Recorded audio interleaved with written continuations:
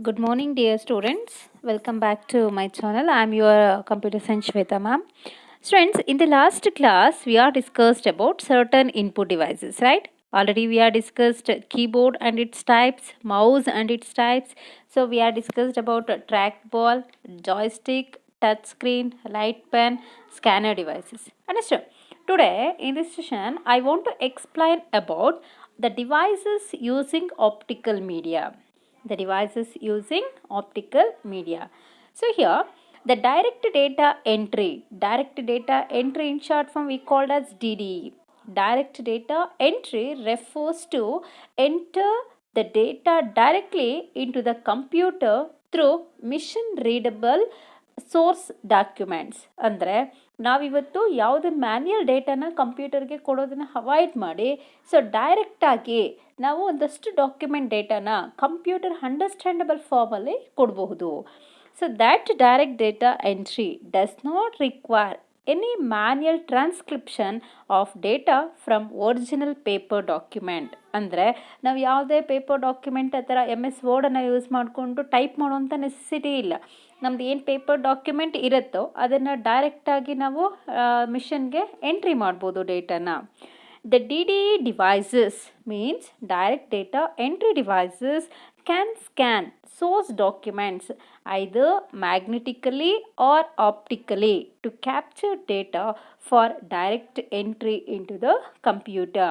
ಈ ಒಂದು direct data entry devices ಏನು ಮಾಡುತ್ತೆ, ನಾವು ಕೊಡುವಂಥ ಡಾಕ್ಯುಮೆಂಟನ್ನು ಸ್ಕ್ಯಾನ್ ಮಾಡ್ಕೊಳ್ಳುತ್ತೆ. It will scan the source document either magnetically or optically.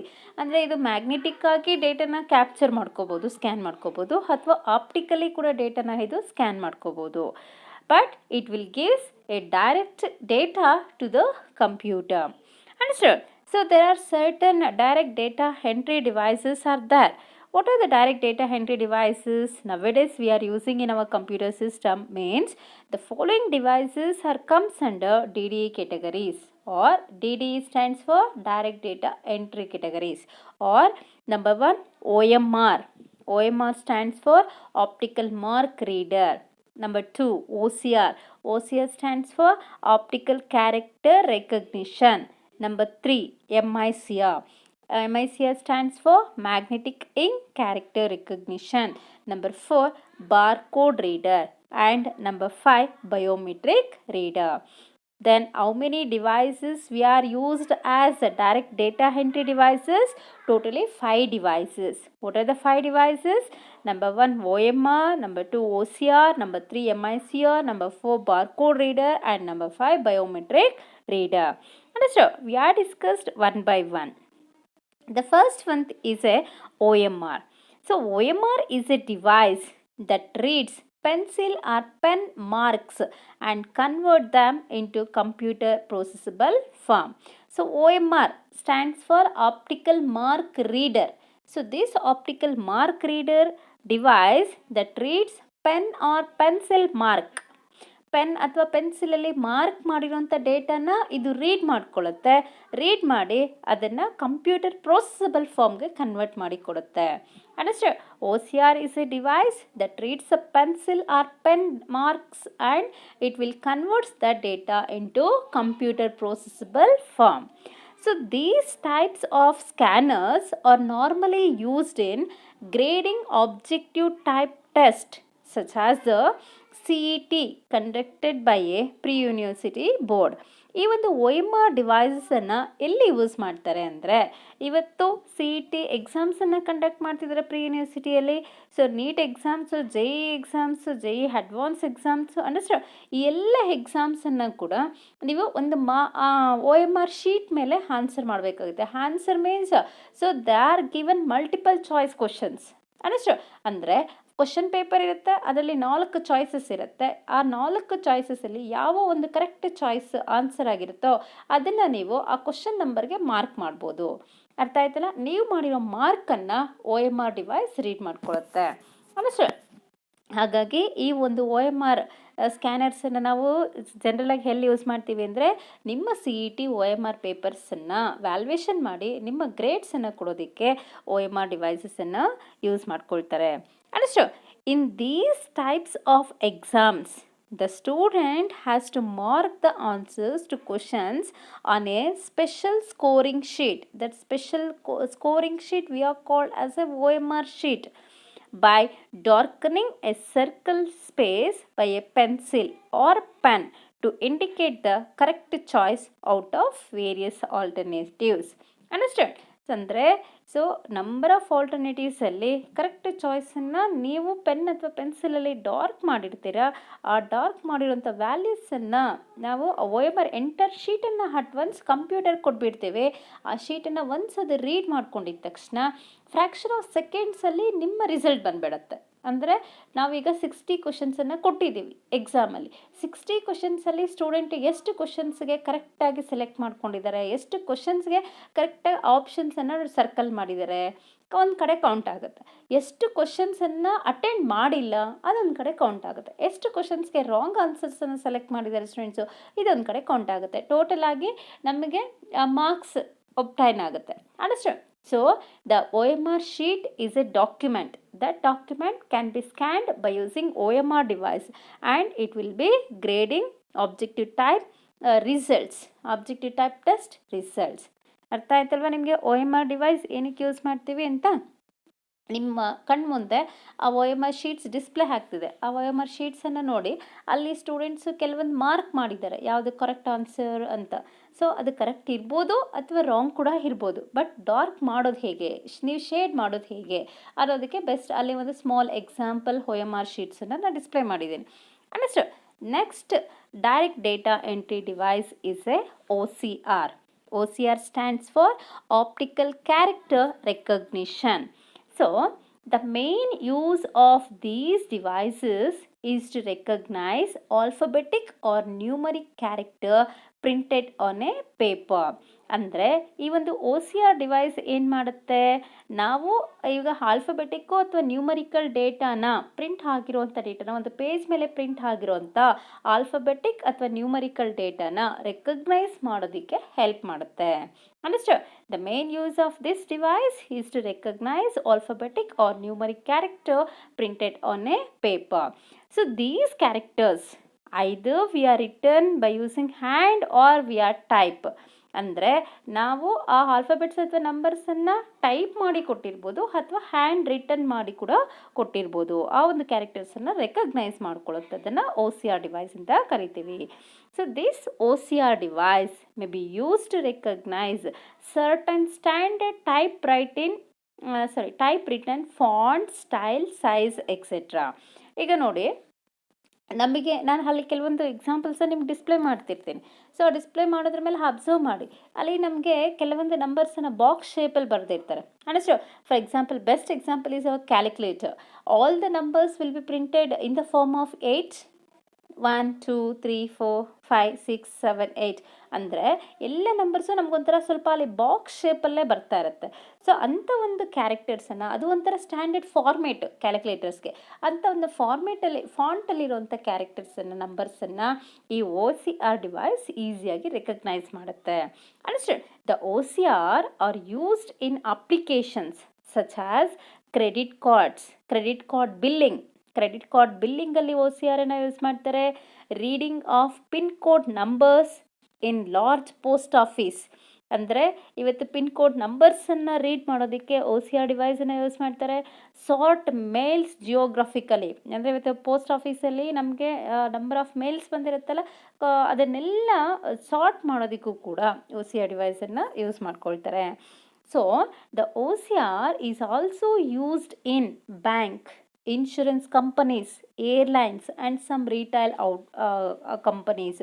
ಅಂದರೆ ಇವತ್ತು ಈ ಒಂದು OCR ಡಿವೈಸನ್ನು ಬ್ಯಾಂಕಲ್ಲಿ ಯೂಸ್ ಮಾಡ್ತಾರೆ. ಅಂದರೆ ಬ್ಯಾಂಕಲ್ಲಿ ಡೇಟ್ ಆಗಿರ್ಬೋದು, ಯಾವುದೇ ಒಂದು ನಂಬರ್ಸನ್ನು ಅವರು ಬರೆಯೋದಕ್ಕೆ, ಅದನ್ನು ರೆಕಗ್ನೈಸ್ ಮಾಡೋದಕ್ಕೆ ಆಗಿರ್ಬೋದು. ಇನ್ಶೂರೆನ್ಸ್ ಕಂಪನೀಸಲ್ಲಿ ಯಾವುದೇ ಒಂದು ಬ್ರ್ಯಾಂಡ್ ನೇಮನ್ನು ಅಥವಾ ಯಾವುದೇ ಒಂದು ನಂಬರ್ಸನ್ನು ರೆಕಗ್ನೈಸ್ ಮಾಡೋದಕ್ಕೆ ಇನ್ಶೂರೆನ್ಸ್ ಕಂಪನೀಸಲ್ಲಿ ಯೂಸ್ ಮಾಡ್ತಾರೆ, ಹಾಗೆ ಏರ್ಲೈನ್ಸಲ್ಲಿ ಯೂಸ್ ಮಾಡ್ತಾರೆ, ಹಾಗೆಯೇ ಕೆಲವೊಂದು ರಿಟೈಲ್ ಶಾಪ್ಸಲ್ಲೂ ಕೂಡ ಯೂಸ್ ಮಾಡ್ತಾರೆ. ಅರ್ಥ ಆಯ್ತಲ್ಲ OCR ಡಿವೈಸ್ ನಿಮಗೆ? The OCR mainly used to recognize alphabetic or numeric character printed on paper. So these characters may be handwritten or typewritten. The OCR may be used to recognize certain standard typewritten fonts, style, size, etc. The OCR is used in applications such as credit card billing and reading of PIN code numbers in large post offices to sort mail geographically.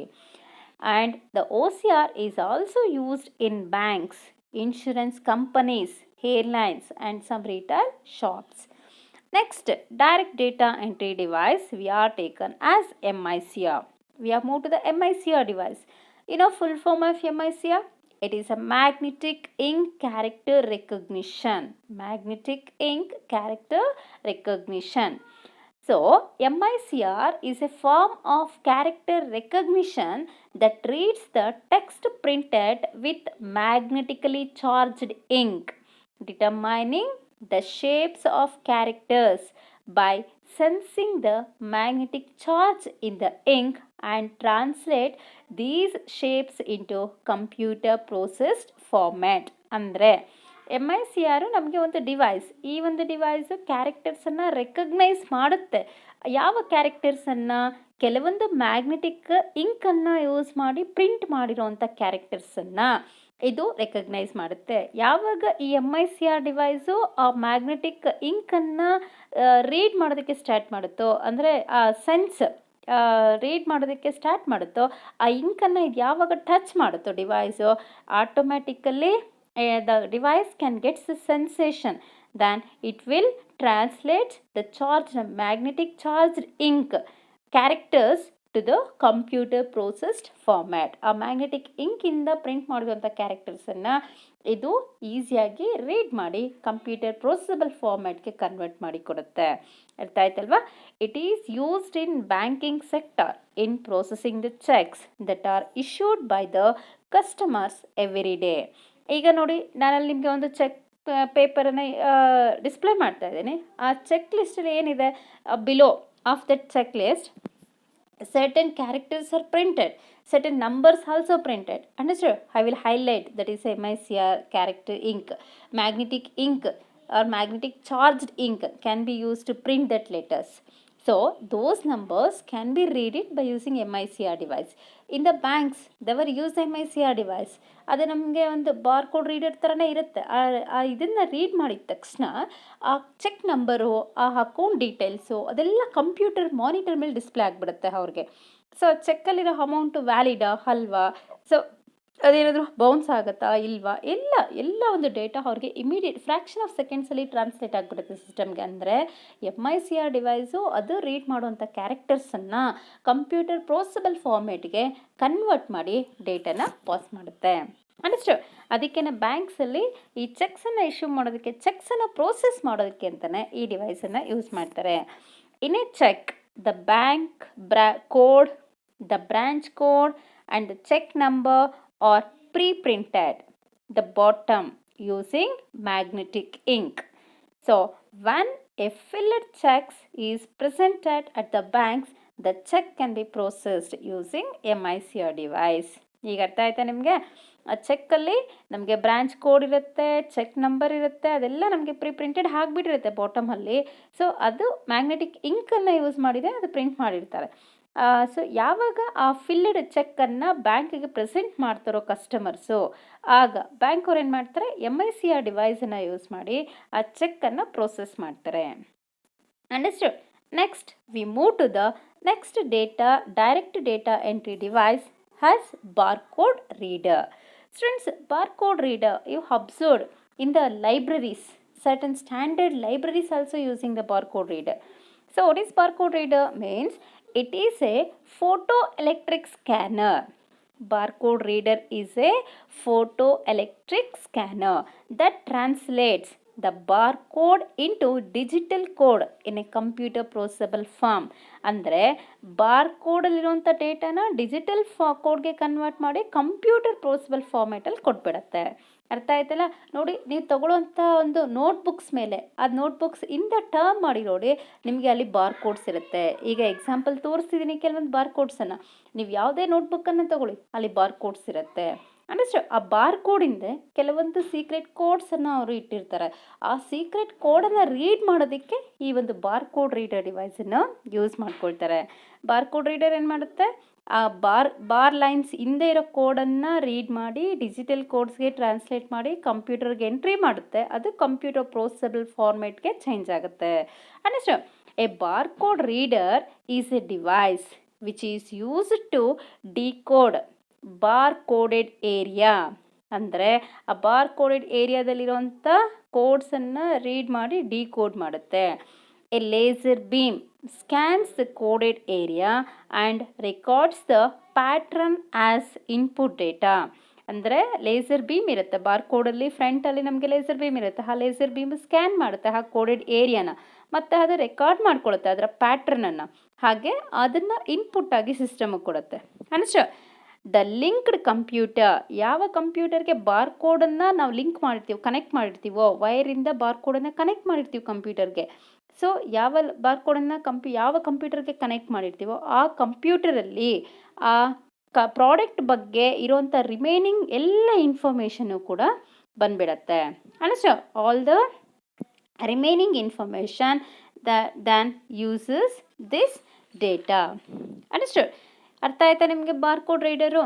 ಈಗ ನಾವೊಂದು ಯಾವುದೋ ಒಂದು book ಸ್ಟಾಲ್ಗೆ ಹೋಗ್ತೀವಿ, ಬುಕ್ಸನ್ನು purchase ಮಾಡ್ತೀವಿ. ಬುಕ್ಸನ್ನು purchase ಮಾಡಿದ್ಮೇಲೆ ನಮ್ಗೆ ಯಾವ್ಯಾವ books ಬೇಕೋ ಅದಷ್ಟನ್ನು ನಾವು ಸೆಲೆಕ್ಟ್ ಮಾಡ್ಕೊಂಬಂದು ಎಂಟ್ರೆನ್ಸ್ಗೆ ಬರ್ತೀವಿ. ಅಲ್ಲಿ ನಾವು ಬಿಲ್ ಪೇ ಮಾಡಬೇಕು. ಬಿಲ್ ಪೇ ಮಾಡಬೇಕಾದ್ರೆ ಅವ್ರು ಏನು ಮಾಡ್ತಾರೆ, ಡಿಸ್ಕೌಂಟ್ ಎಲ್ಲ ತೆಗಿತಾರೆ. ಡಿಸ್ಕೌಂಟ್ ಎಲ್ಲ ತೆಗಿಬೇಕಾದ್ರೆ ಫಸ್ಟ್ ಏನು ಮಾಡ್ತಾರೆ, ಆ ಪ್ರತಿಯೊಂದು ಬುಕ್ಕನ್ನು ತೊಗೋತಾರೆ, ಆ ಬಾರ್ಕೋಡನ್ನು ರೀಡ್ ಮಾಡ್ತಾರೆ, ಅಲ್ಲಿ ಅಮೌಂಟ್ ಬಂದುಬಿಡುತ್ತೆ, ನಮ್ಮ ಪ್ರಿಂಟ್ ಕೊಟ್ಬಿಡ್ತಾರೆ. ಅಂದರೆ ಆ ಬಾರ್ಕೋಡಿಂದ ಎಲ್ಲ ಡೀಟೇಲ್ಸ್ ಇರುತ್ತೆ. ಆ ಬುಕ್ ಕಾಸ್ಟ್ ಎಷ್ಟು, ಡಿಸ್ಕೌಂಟ್ ಆದರೆ ಎಷ್ಟು ಹೋಗುತ್ತೆ, ಆ ಬಾರ್ಕೋಡಲ್ಲಿ ಆ ಟೆಕ್ಸ್ಟ್ ಬುಕ್ ಯಾವುದು, ಆಥರ್ ಯಾವುದು, ಹ್ಯಾವ್ ಎಡಿಷನ್ನು, ಯಾವ ಇಯರಲ್ಲಿ ಪ್ರಿಂಟ್ ಆಗಿದ್ದು, ಅಂಡರ್ಸ್ಟ್ಯಾಂಡ್? ಈ ಎಲ್ಲ ಡೀಟೇಲ್ಸು ಕೂಡ ಆ ಮಾನಿಟರ್ ಸ್ಕ್ರೀನ್ ಮೇಲೆ ಬಂದುಬಿಡುತ್ತೆ ಅವ್ರಿಗೆ. Understand? Next we are taken the last direct data entry device is A biometric reader. So biometric reader, it measure and analyze human body characteristics such as DNA, fingerprints, eye, retina, voice patterns, facial patterns and hand measurements for authentication purpose. ಈ biometric ರೀಡರನ್ನು ನೀವು ಎಲ್ಲಿ ನೋಡಿರ್ತೀರಾ ಅಂದರೆ, ನೀವು almost ಎಲ್ಲ students ಕೂಡ ಆಧಾರ್ ಕಾರ್ಡನ್ನು ಮಾಡಿಸಿರ್ತೀರಲ್ವ. So ನೀವು ಆಧಾರ್ ಕಾರ್ಡ್ ಮಾಡಿಸೋದಕ್ಕೆ ಒಂದು ಗೌರ್ಮೆಂಟ್ ಸೆಕ್ಟರ್ಗೆ ಹೋಗಿರ್ತೀರ, ಅಥವಾ ನಿಮ್ಮೂರಿಗೆ ಒಂದು ಕಂಪ್ಯೂಟರ್ ತೊಗೊಂಡು ಬಂದಿರ್ತಾರೆ ಅವರು. ಅದರ ಜೊತೆಗೆ ಒಂದು ವೆಬ್ ಕ್ಯಾಮನ್ನು ತೊಗೊಂಬಂದಿರ್ತಾರೆ. ನಿಮ್ಮ ಫಿಂಗರ್ ಪ್ರಿಂಟ್ಸನ್ನು ಅವರು ತೊಗೊಳೋದಕ್ಕೆ ಒಂದು ಡಿವೈಸನ್ನು ತಂದಿರ್ತಾರೆ ಅಲ್ವಾ. ನಿಮ್ಮ ಫಿಂಗರ್ಸನ್ನು ಇಲ್ಲಿಡಿ, ನಾವು ಹೇಳೋವರೆಗೂ ಇಲ್ಲೇ ಇಟ್ಕೊಳ್ಳಿ ಅಂತ ಹೇಳ್ತಾರೆ. ಒನ್ಸು ನಿಮ್ಮ ಫಿಂಗರ್ಸು ಸಿಸ್ಟಮ್ಗೆ ಎಂಟ್ರಿ ಆಗಿದ ತಕ್ಷಣ ಓಕೆ ನೀವು ರಿಮೂವ್ ಮಾಡಿ ನಿಮ್ಮ ಫಿಂಗರ್ಸನ್ನು ಅಂತ ಹೇಳ್ತಾರೆ. ಹೈಸ್ ಇಲ್ಲೇ ನೋಡ್ತಾ ಇರಿ, ಕ್ಯಾಮ್ರಾನೇ ನೋಡ್ತಾ ಇರಿ ಅಂತಾರೆ. ನೀವು ಕ್ಯಾಮ್ರಾನೇ ನೋಡ್ತಾ ಇದ್ರೆ ನಿಮ್ಮ ಹೈಸು, ರೆಟಿನಾಸ್ ಎಲ್ಲ ಸ್ಕ್ಯಾನ್ ಆಗುತ್ತೆ ಅವ್ರಿಗೆ, ಮತ್ತೆ ಓಕೆ ಆಯಿತು ಅಂತಾರೆ. ಅಂದರೆ ನಮ್ಮ ಒಂದು ಹ್ಯೂಮನ್ ಬಾಡಿ ಪ್ಯಾಟ್ರನ್ಸನ್ನು ಯೂಸ್ ಮಾಡಿ ಕೆಲವೊಂದು ಸರಿ ಸಿಸ್ಟಮ್ಸನ್ನು ಲಾಕ್ ಮಾಡೋವಂಥದ್ದು ಇರುತ್ತೆ. ಅದು ನಮ್ಮ ವಾಯ್ಸಿಂದ ಲಾಕ್ ಮಾಡೋದಾಗಿರ್ಬೋದು, ನಮ್ಮ ಫೇಶಿಯಲ್ ಪ್ಯಾಟ್ರನಿಂದ. ಈಗ ಮೊಬೈಲಲ್ಲೂ ಕೂಡ ನಮಗೆ ಬಯೋಮೆಟ್ರಿಕ್ ರೀಡರ್ಸ್ ಇದೆ. ಯಾಕೆಂದರೆ ನಾವು ತಂಬ್ ಇಂಪ್ರೆಷನಿಂದ ಇವತ್ತು ಮೊಬೈಲನ್ನ ಆಪ್ರೇಟ್ ಮಾಡ್ತೀವಿ ಅಲ್ವಾ. ಆನ್ ಮಾಡೋದಕ್ಕೆ, ಲಾಕ್ ಮಾಡೋದಕ್ಕೆ ನಾವು ತಂಬನ್ನು ಕೊಟ್ಬಿಟ್ಟಿರ್ತೀವಿ. ಬೇರೆಯವ್ರು ಯಾರು ಅದನ್ನು ಯೂಸ್ ಮಾಡೋಕ್ಕಾಗಲ್ಲ. ಯಾಕೆಂದರೆ ಬೇರೆಯವ್ರ ತಂಬ್ ಇಂಪ್ರೆಷನ್ ನಮ್ಮ ತಂಬ್ ಇಂಪ್ರೆಷನ್ ಮ್ಯಾಚೇ ಆಗಲ್ಲ. ಸೊ ಅದನ್ನೇ ನಾವಿಲ್ಲಿ ಬಯೋಮೆಟ್ರಿಕ್ ರೀಡರ್ ಅಂತ ಕರೆಯುವಂಥದ್ದು. Nowadays the smart phones can be use a biometric reader. And ಕೆಲವೊಂದು ಸರಿ ನಮ್ಮ ಫೇಸನ್ನು ಇನ್ಪುಟಾಗಿ ಕೊಟ್ಟಿರ್ತೀವಿ. ನಮ್ಮ ಫೇಸ್ ನೋಡಿದಾಗ ಮಾತ್ರ ಸಿಸ್ಟಮ್ ಆನ್ ಆಗುತ್ತೆ, ನಮ್ಮ ಮೊಬೈಲ್ ಆನ್ ಆಗುತ್ತೆ. ಬೇರೆಯವ್ರ ಫೇಸ್ ನೋಡಿದ್ರೆ ಆನೇ ಆಗಲ್ಲ, ಆ ಥರ. So the barcode reader, it measures and analyzes the human body characteristics such as DNA, fingerprints, eye retinas, voice patterns, facial patterns and hand measurements for authentication purpose. Authentication ಅಂದರೆ verification ಮತ್ತು validation purposeಗೆ. It can be used to allow only authorized users access to the computer or facility or to the data stored on a computer. ಈ ಒಂದು barcode ರೀಡರನ್ನು ಇವತ್ತು ನಾವೇನಕ್ಕೆ use ಮಾಡ್ತಾ ಇರ್ತೀವಿ, authorised person ಮಾತ್ರ ಕಂಪ್ಯೂಟರನ್ನು use ಮಾಡ್ಕೊಳ್ಳಿ, ಅದರಲ್ಲಿರುವಂಥ ಡೇಟಾನ access ಮಾಡ್ಕೊಳ್ಳಿ ಅಂತ. ಅಥವಾ ಈಗ ಆಧಾರ್ ಕಾರ್ಡಲ್ಲಿರುವಂಥ ಡೀಟೇಲ್ಸನ್ನು ಏನಕ್ಕೆ ಯೂಸ್ ಮಾಡ್ತೀವಿ, ಇವತ್ತು ತಂಬು ಕೊಟ್ಟರೆ ನಮಗೆ ರೇಷನ್ ಬರುತ್ತೆ ಅಂದರೆ authorised person can only receive the ಈ ಡೇಟಾ. ಅಂದರೆ ಅಲ್ಲಿ ರೇಷನ್ ಅನ್ನೋದು ಯಾರಿಗೆ ಸೇರಬೇಕೋ ಅವ್ರಿಗೇ ಸೇರಲಿ ಅಂತ, ಅದನ್ನು ಮಿಸ್ಯೂಸ್ ಆಗಬಾರ್ದು ಅನ್ನೋದಕ್ಕೆ. ಅರ್ಥ ಆಯ್ತಲ್ಲ? ಸೊ ಇವತ್ತು ನಾವು ಬಯೋಮೆಟ್ರಿಕ್ ರೀಡರನ್ನು ಯೂಸ್ ಮಾಡ್ತಾ ಇದ್ದೀವಿ. Understand? So next we are move to the other input devices. We move to the next input device is a voice recognition system. It is also called as voice input system. So, voice recognition system refers to converting human speech into digital signals using a microphone or telephone by comparing electrical pattern of spoken words with a set of pre-stored patterns of vocabulary in a computer. ಅಂದರೆ ಇವತ್ತು ನೀವು voice recognition ಸಿಸ್ಟಮನ್ನು ಅರ್ಥ ಮಾಡ್ಕೋಬೇಕು ಅಂದರೆ ನಿಮ್ಮ ಕೈಲಿ smartphone ಇದೆ ಅಲ್ವಾ? ಸ್ಮಾರ್ಟ್ಫೋನಲ್ಲಿ ಯೂಟ್ಯೂಬ್ ಮೇಲೆ ಕ್ಲಿಕ್ ಮಾಡಿ ಅಥವಾ ಗೂಗಲ್, ಕ್ರೋಮ್, ಬಿಂಗ್ ಯಾವುದ್ರ ಮೇಲಾದರೂ ಕ್ಲಿಕ್ ಮಾಡಿ. ಅಲ್ಲಿ ಸೈಡಲ್ಲಿ ನಿಮಗೆ ರೈಟ್ ಹ್ಯಾಂಡ್ ಸೈಡಲ್ಲಿ ಒಂದು ಸ್ಮಾಲ್ ಮೈಕ್ ಆಪ್ಷನ್ ಇರುತ್ತೆ. ಆ ಮೈಕ್ ಆಪ್ಷನ್ ಮೇಲೆ ಕ್ಲಿಕ್ ಮಾಡಿದ್ರೆ ನಿಮ್ಮ ವಾಯ್ಸನ್ನು ನಿಮ್ಮ ಮೊಬೈಲು ರೆಕಗ್ನೈಸ್ ಮಾಡುತ್ತೆ. ಅದನ್ನೇ ನಾವೇನಂತ ಕರಿತೀವಿ? ವಾಯ್ಸ್ ರೆಕಗ್ನಿಷನ್ ಸಿಸ್ಟಮ್ ಅಂತ ಕರಿತೀವಿ. ಅರ್ಥ ಆಯ್ತಲ್ಲ? ಈಗ ನಮ್ಮ ಸ್ಮಾರ್ಟ್ಫೋನಲ್ಲಾಗಿರ್ಬೋದು ಅಥವಾ ಕಂಪ್ಯೂಟರಲ್ಲಿ ಆಗಿರ್ಬೋದು, ಸೊ ಅದರಲ್ಲಿ ಕೆಲವೊಂದು ವೆಕ್ಯಾಬ್ಲರೀಸ್ ಇರುತ್ತೆ, ಅಂದರೆ ಡಿಕ್ಷನರಿ ಇರುತ್ತೆ. ನಾವು ಹೇಳೋ ವಾಯ್ಸನ್ನು ಅದು ರೆಕಗ್ನೈಸ್ ಮಾಡಿ ಆ ಡಿಕ್ಷನರಿಯಲ್ಲಿರೋ ವರ್ಡ್ಸ್ ಮ್ಯಾಚ್ ಆದರೆ ಆ ವರ್ಡ್ ಅಲ್ಲಿ ಡಿಸ್ಪ್ಲೇ ಆಗ್ತಾ ಇರುತ್ತೆ. ಯಾವ ಥರ ಅಂದರೆ ನಾವು ಹೇಳ್ತಿರೋ ಹಾಗೆ ಕೀಬೋರ್ಡಿಂದ ಟೈಪ್ ಮಾಡೋ ಸ್ಟೈಲಲ್ಲಿ ಆ ವರ್ಡ್ಸ್ ಬರ್ತಾ ಇರುತ್ತೆ.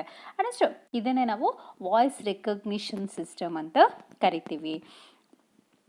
So speech input is given to a voice recognition module which generates a voice code of every input.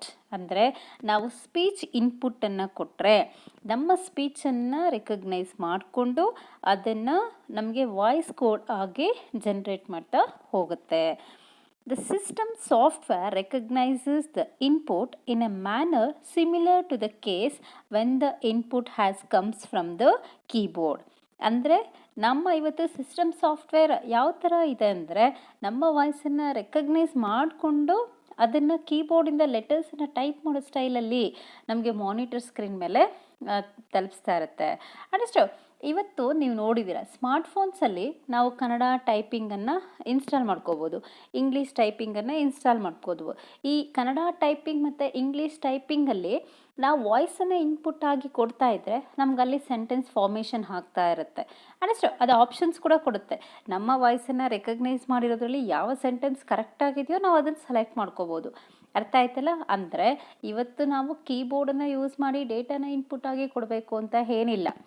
ವಾಯ್ಸನ್ನು ಕೂಡ ಇನ್ಪುಟ್ ಆಗಿ ಸಿಸ್ಟಮ್ಸ್ಗೆ ಡೈರೆಕ್ಟಾಗಿ ಕೊಡ್ಬೋದು. ನಮ್ಮ ವಾಯ್ಸನ್ನು ಅದು ಡಿಜಿಟಲ್ ವಾಯ್ಸಾಗಿ ಕನ್ವರ್ಟ್ ಮಾಡಿ ಕಂಪ್ಯೂಟರ್ ಪ್ರೋಸೆಸ್ ಮಾಡುವಂಥ ಫಾರ್ಮೇಟ್ಗೆ ಕೊಡುತ್ತೆ. ಅರ್ಥ ಆಯ್ತಲ್ಲ? ಇವತ್ತು ನಮ್ಮ ಟೆಕ್ನಾಲಜಿ ಎಷ್ಟು ಇಂಪ್ರೂವ್ ಆಗಿದೆ ಅಂದರೆ ಚಿಕ್ಕ ಮಕ್ಕಳು ಕೂಡ ಮೊಬೈಲನ್ನು ಯೂಸ್ ಮಾಡೋ ಲೆವೆಲ್ಗೆ ಹೊರಟೋಗಿದ್ದಾರೆ. ಸೊ ಅವ್ರಿಗೆ ಕೀಬೋರ್ಡನ್ನು ಯೂಸ್ ಮಾಡಿ ಸ್ಪೆಲ್ಲಿಂಗ್ಸನ್ನು ಟೈಪ್ ಮಾಡೋದು ಬರಲ್ಲ, ಆದರೆ ಅವ್ರ ಭಾಷೆಯಲ್ಲೇ ಅವ್ರಿಗೆ ಏನು ಬೇಕೋ ಅದನ್ನು ಹೇಳ್ತಾರೆ. ಕಂಪ್ಯೂಟರು ಅಥವಾ ಸ್ಮಾರ್ಟ್ಫೋನ್ ಅವ್ರಿಗೇನು ಬೇಕೋ ಮಕ್ಕಳಿಗೆ ಅದನ್ನೇ ಕೊಡುತ್ತೆ ಅಲ್ವಾ? ಹಾಗೆಯೇ LED ಮಾನಿಟರ್ಸ್ ನೋಡ್ತಾ ಇದ್ದೀರಾ ನೀವು. ಇವತ್ತು LED ಮಾನಿಟರ್ಸಲ್ಲೂ ಕೂಡ ಅಂದರೆ ಟೆಲಿವಿಷನ್, ಸೊ ಟಿ ವಿಯಲ್ಲೂ ಕೂಡ ನಮಗೆ ವಾಯ್ಸ್ ರಿಕಗ್ನಿಷನ್ ಸಿಸ್ಟಮನ್ನು ಇನ್ಕ್ಲೂಡ್ ಮಾಡಿದ್ದಾರೆ. ಇವತ್ತು ನಮಗೆ ರಿಮೋಟಲ್ಲೇ ಆಪ್ಷನ್ ಇದೆ ಅಲ್ವಾ? ಆ ಆಪ್ಷನನ್ನು ಯೂಸ್ ಮಾಡಿ ನಾವು ವಾಯ್ಸ್ ಕೊಟ್ಟರೆ ಮಾನಿಟರ್ ಸ್ಕ್ರೀನ್ ಮೇಲೆ LED ಸ್ಕ್ರೀನ್ ಮೇಲೆ ನಮ್ಮ ವಾಯ್ಸ್ ಬರುತ್ತೆ. ಆ ಚಾನಲ್ ಚೇಂಜ್ ಆಗುತ್ತೆ. ಅದೇ ನಾವು ಯಾವ ವಾಯ್ಸ್ ಹೇಳಿರ್ತೀವೋ ಆ ಚಾನಲ್ ಬರುತ್ತೆ. ನೋಡಿ ಎಷ್ಟು ವಾಯ್ಸ್ ರಿಕಗ್ನಿಷನ್ ಸಿಸ್ಟಮ್ ಅನ್ನೋದು ಇವತ್ತು ನಮಗೆ ಕಂಪ್ಯೂಟ್ರಲ್ಲಿ ಇನ್ಪುಟ್ ಡಿವೈಸ್ ಆಗಿ ಯೂಸ್ ಮಾಡ್ತಿದ್ದಾರೆ. And it is very popular input device nowadays. Because it will reduce the human risk to give the character data to the computer. So easily we can give our voice data to the computer. And we move to the next input device is a digital camera. So digital camera records and stores photographic image in a digital form. Digital camera ಏನು ಮಾಡುತ್ತೆ? ಫೋಟೋಸನ್ನು ತಗೊಳುತ್ತೆ, ಹಾಗೆ record ಮಾಡುತ್ತೆ, ಅದನ್ನು digital ಫಾರ್ಮಲ್ಲಿ store ಮಾಡುತ್ತೆ.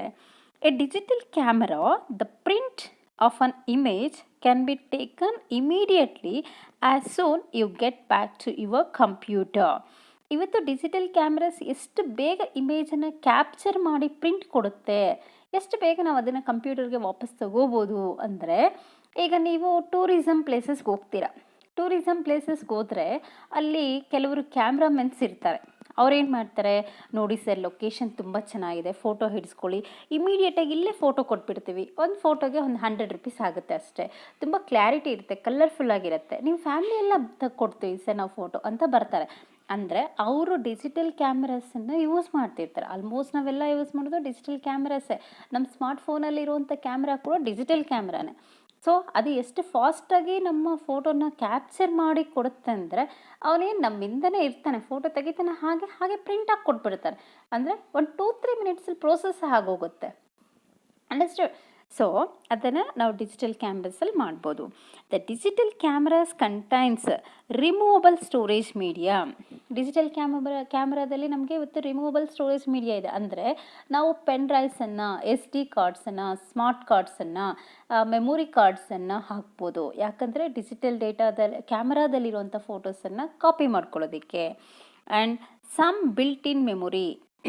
ಈ removable memories ಜೊತೆ ಡಿಜಿಟಲ್ ಕ್ಯಾಮ್ರಾದಲ್ಲಿ ಬಿಲ್ಟ್ ಇನ್ ಪ್ರೈಮರಿ ಮೆಮೊರಿ ಕೂಡ ಕೊಟ್ಬಿಟ್ಟಿರ್ತಾರೆ. ಅಂದರೆ ಡಿಜಿಟಲ್ ಕ್ಯಾಮ್ರಾದಲ್ಲಿ ಯಾವುದೇ ಎಕ್ಸ್ಟರ್ನಲ್ ಮೆಮೊರಿ ಹಾಕ್ತಿದ್ರು ಕೆಲವಷ್ಟು ಇಮೇಜಸನ್ನು ಕ್ಯಾಪ್ಚರ್ ಮಾಡ್ಕೊಳ್ಳೋ ಕೆಪಾಸಿಟಿ ಡಿಜಿಟಲ್ ಕ್ಯಾಮ್ರಾಗಿರುತ್ತೆ. ಅರ್ಥ ಆಯ್ತಲ್ವಾ? So they R supported with the USB cable.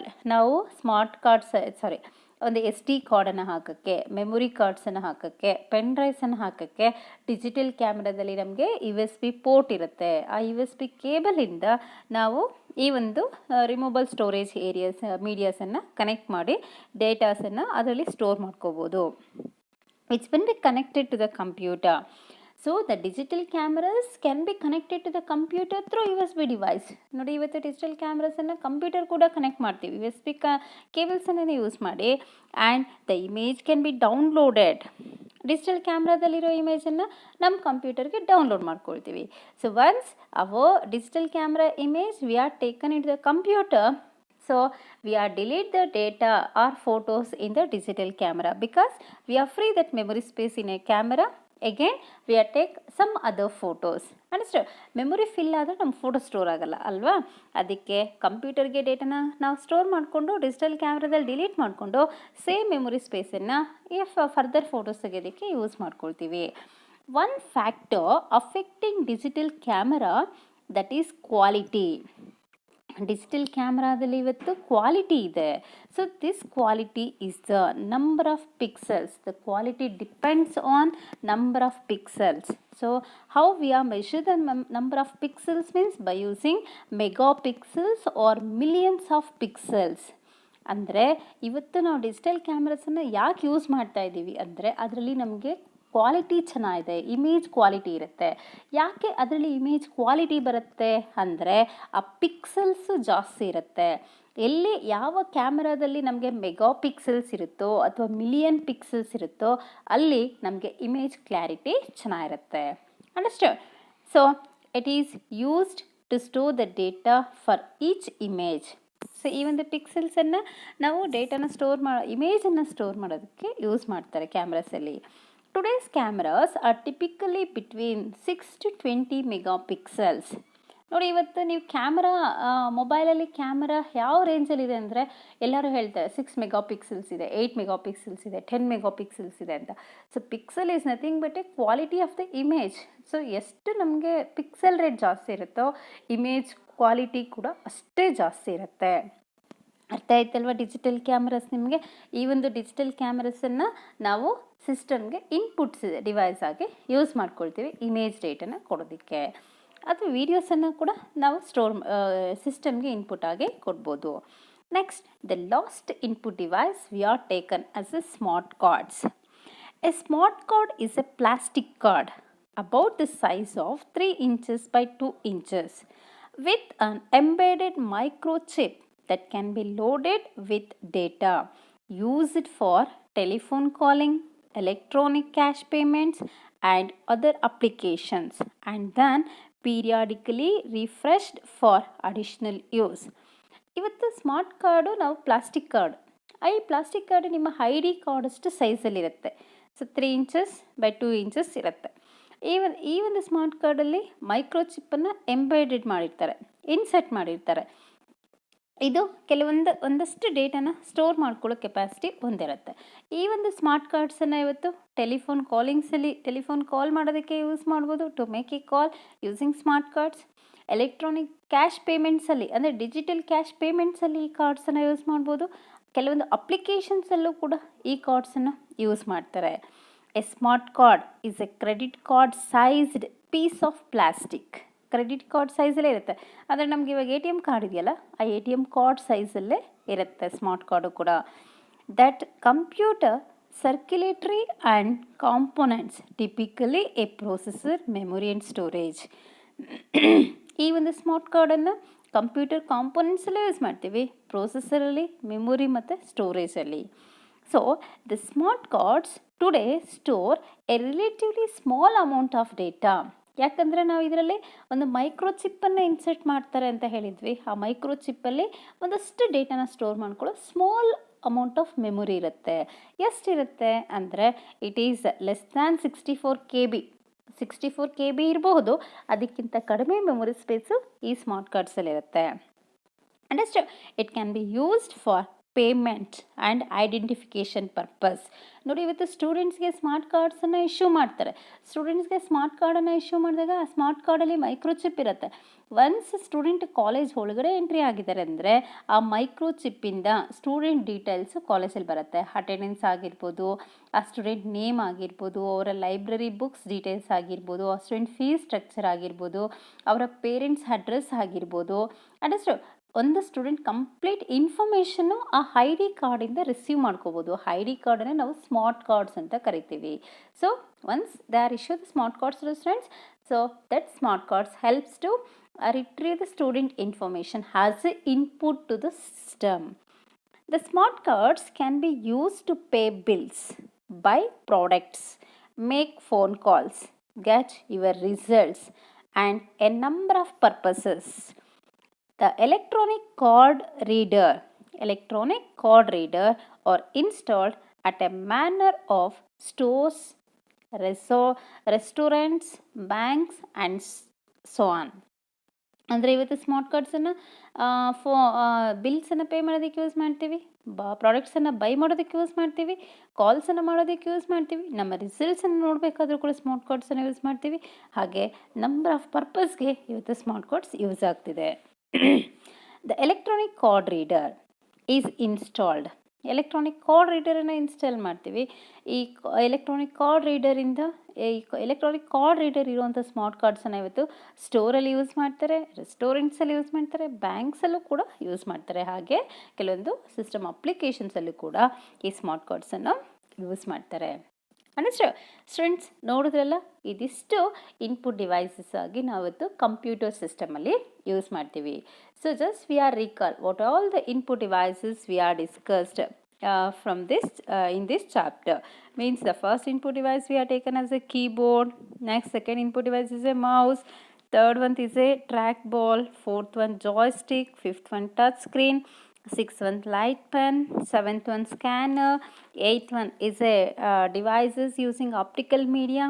In that we are discussed OMR, OCR, MICR, barcode reader, biometric system. Understand?